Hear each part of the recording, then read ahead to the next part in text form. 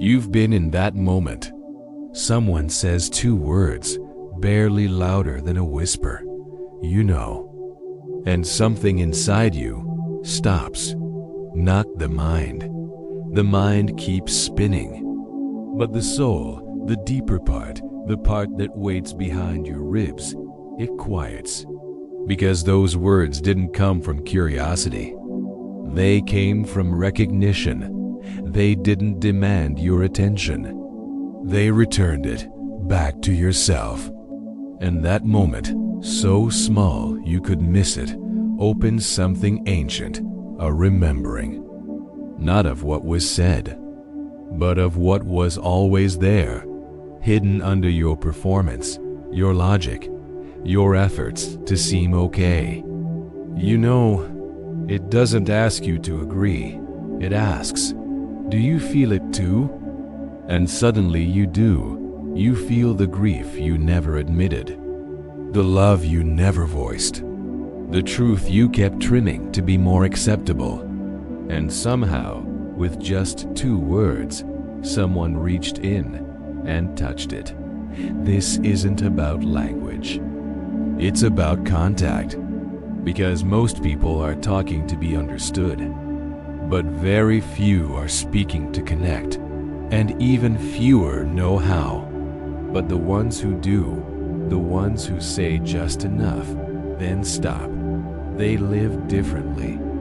They speak slowly, deliberately, like their words are not tools, but mirrors. This is the weight of, you know. It can be manipulative. It can be hollow. But when it's real, when it comes from someone who sees you, it's not a phrase. It's a threshold. And if you're quiet enough, it opens. Here's what no one tells you. You can go years without being spoken to. Not in the surface way, not in texts or meetings or updates, but in the deep way. The I see you beneath the mask way. And the longer it goes, the more you adapt. You start performing instead of expressing. You say what's expected instead of what's true. You nod when you want to scream. You smile when you want to disappear. Not because you're fake, but because the world punishes unfiltered clarity. So you begin to speak in outlines, not in presence. And your words start to feel like clothes that don't fit anymore. Every conversation becomes a transaction. And you walk away from most of them feeling more alone than before they started. Because no one touched the thing that matters. No one looked you in the eye and said, you know, that's the fracture. It's not just between people. It's between you and your own voice. Because when no one speaks to your center, eventually, you stop speaking from it. You forget what your truth even sounds like. You trade conviction for diplomacy, honesty for harmony. And slowly, almost imperceptibly, your speech becomes a shield. You talk to be safe, not to be real. But underneath that survival, something waits. Something still wants to be seen. And it doesn't need a speech. It just needs one moment of presence. One person brave enough to pause, look you in the eye and say, you know, not to prove anything, but to remind you of what you've always carried, even when the world made you hide it. He didn't speak often. The monk, I mean, not out of pride. Not because he thought silence was more noble than speech, but because he had learned, painfully, through years of stillness, that most words don't reach people. They touch the surface. They soothe or stir, entertain or instruct, but they don't pierce. He lived in a remote monastery in eastern Tibet. My friend had gone there after a long collapse. Not dramatic, quiet. The kind of collapse that doesn't involve screaming, just forgetting why you get up in the morning. He thought maybe silence would save him, What he didn't expect was contact. He spent days in the monastery doing what everyone else did, walking the stone paths, rising before the sun, eating in silence. And yet, there was this monk, weathered, almost translucent, who kept watching him, not in a judgmental way, not with intensity, with recognition. The kind of gaze that says, "You don't have to say it, I already know." And still, no words were exchanged. Until one evening, a small ritual, candles lit in a circle, the breath of wind curling against old wooden walls, the monk stepped forward. He didn't ask how my friend was. He didn't offer comfort. He didn't quote the Buddha. He just said 2 words, to sais, not in English. In French, oddly. One of the few languages the monk had picked up from a traveler years before, and the effect was instant. My friend broke, not with emotion, not at first. He just stopped. Because those words didn't come with a question mark. They didn't ask for understanding. They gave it, not as an accusation, as a remembering. And something long buried, a grief he'd intellectualized, a fear he'd anesthetized with achievement, surfaced. The monk didn't touch him, didn't speak again. He just sat. And they stayed there for hours, not filling the space, not fixing anything. Just sitting inside the recognition that something sacred had finally been named without being exposed. That someone had spoken directly to his soul and then stepped back. That's what people miss. They think connection is about saying the right thing. It's not. It's about saying the bare minimum and meaning every syllable. That was it. And yet it said, "I see what you've buried. I feel what you've been carrying. And I'm not here to solve it. I'm just here to tell you. I see it. That's not a technique. That's a kind of spiritual discipline. The discipline of stillness, of listening past the noise, of speaking only when the soul, not the ego, speaks first. It changes the way you speak, not immediately. But once you've been seen like that, once someone uses language not to persuade, but to witness, something inside you shifts. You begin to hear your own speech differently. You start noticing how often you fill space with noise, how often your sentences wrap around themselves, trying not to offend, how often you reach for agreement instead of depth. And you begin to wonder, what if most of what I've said in life wasn't really me speaking? What if it was just my fear, dressed in language? The Stoics understood this. They didn't teach silence for silence's sake. They taught inner calibration. Seneca wrote, "Speech, if it is to have force, must be compact."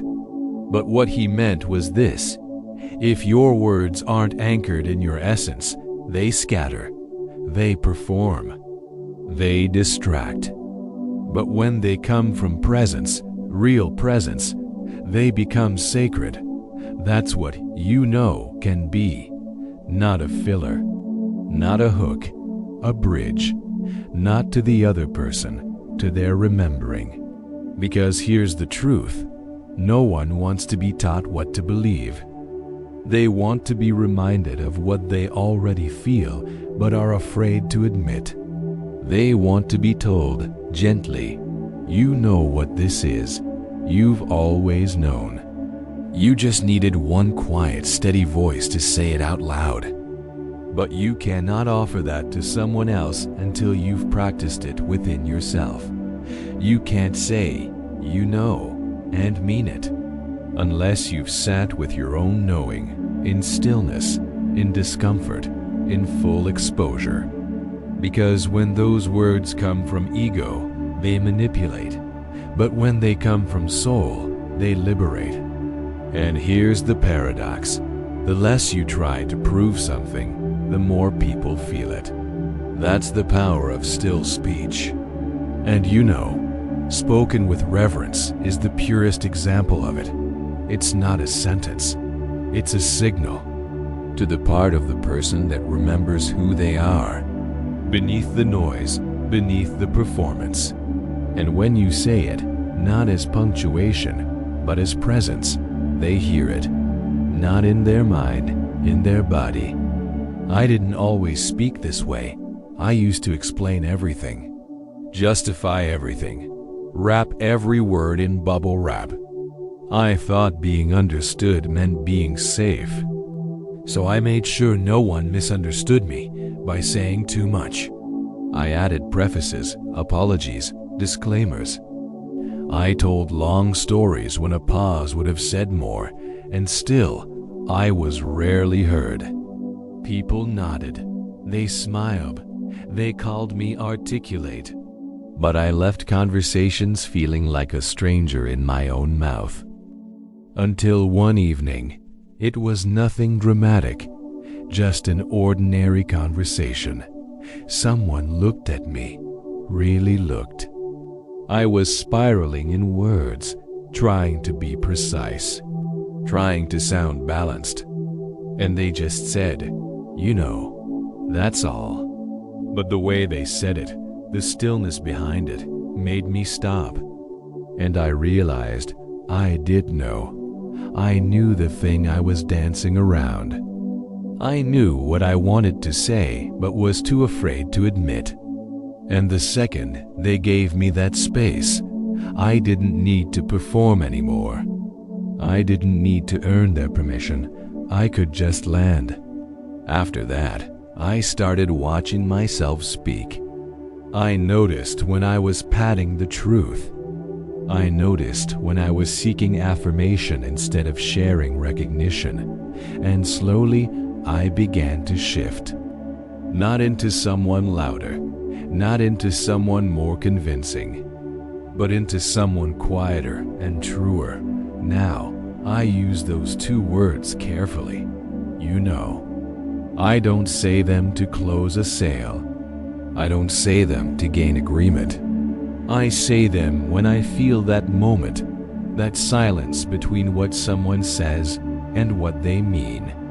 And I say it not to fix them, but to stand beside the part they're afraid to show. I say it when I know I don't need to give them anything new, just the courage to remember what they already carry. And often, that's enough, because truth doesn't need performance. It just needs permission. The Stoics didn't write to decorate language. They wrote to sharpen it, to take the vague, the sentimental, the excessive, and burn it off like fog under sunlight. Because clarity wasn't a virtue to them. It was survival. In a world of political masks, sudden betrayals, public flattery, and private malice, speaking from truth wasn't noble. It was necessary. And the way they spoke reflected that. Clean, minimal, unapologetic. Marcus Aurelius wrote pages and pages. To himself. Not to teach, not to please, but to remember what was real. You have power over your mind, not outside events. Realize this, and you will find strength. There's no maybe in that sentence, no qualifiers, no fluff. Just a single idea, thrown into the fire of his own life. Because the point was never to be poetic. The point was to be anchored, and in that anchoring something strange happens. Your words begin to carry weight. Not volume, weight. You stop repeating yourself. You stop trying to be impressive. You start speaking once, clearly, with silence before and after. And that's where, you know, becomes more than a phrase. It becomes a signal of shared stillness. You're not asking for consensus. You're naming a truth and trusting the other person to feel it. Seneca would have called that mercy, because it frees both people, the speaker and the listener, from performance. It says, I'm not here to win, I'm here to witness. And that's rare. Rare enough to be remembered. Rare enough to reshape the nervous system of whoever hears it. Because there's nothing louder than a truth whispered with full presence. And no truth feels more intimate than the one you already knew but needed someone else to name. You know, not a hook, not a tactic, a stoic moment of contact between the soul you've buried and the life you've postponed. So now you know what it really means to say, you know. You've felt the fracture, the ache of words that skim but never touch. You've seen the descent, that quiet unraveling of all the things you wanted to say but couldn't find the courage to voice. You've remembered the monk, the silence, the still presence of someone who didn't speak to impress, but to witness. And now, maybe for the first time in years, you see language differently. Not as a weapon, not as a performance, but as a bridge, not to another person, but to their center. And when you speak from your center, something sacred happens. The room slows. The conversation deepens. The body in front of you exhales. Because they feel it, not your voice, but your stillness. And when you offer those two words, not carelessly, but reverently, they don't hear a phrase. They hear a remembering. You know, the sentence ends there. It needs no punctuation. Because it's not trying to carry more. It's already enough. So now, speak differently, not louder, not smarter, slower, still. Let the silence stretch between your words like a body between deep breaths. And when the moment is right, when presence rises, not panic, say them, softly, clearly, with no need to be right, no need to be followed. Just truth, passed like a flame between hands. You know, then stop. Let it echo. Let them find what you never needed to explain. Because the most powerful language leaves space, and the truest connection begins where the sentence ends.